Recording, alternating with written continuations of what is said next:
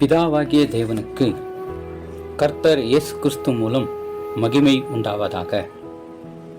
என்னை நினைவு கூறும்படி செய்யுங்கள் என்றார். பஸ்கா கால சிந்தனைகள். பாதம் கழுவுதல். இங்கு முழு பாடமும் நமக்கு விவரிக்கப்படுகிறது.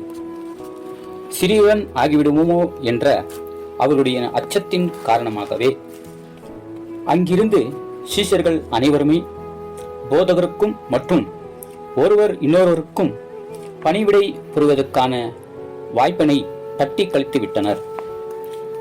அவர்களால் அங்கீகரிக்கப்பட்ட தலையும் எஜமானரும் மெசியாவும் ஆகிய நமது கர்த்தர் அவர்கள் அனைவருக்கும் பணிவிடை புரியத்தக்கதாக தம்மையை தாழ்த்தினார் மற்றும் இவ்வாறாக அவர்களிடத்தில் காணப்பட்ட தாழ்மையின்மையை கடிந்து கொண்டார் மற்றும் அதே வேளையில் ஜீவியத்தின் சகல காரியங்களுக்கும் பொருந்தக்கூடிய ஒரு மாதிரியை அவர்களுக்கு முன்பாக வைத்தார்.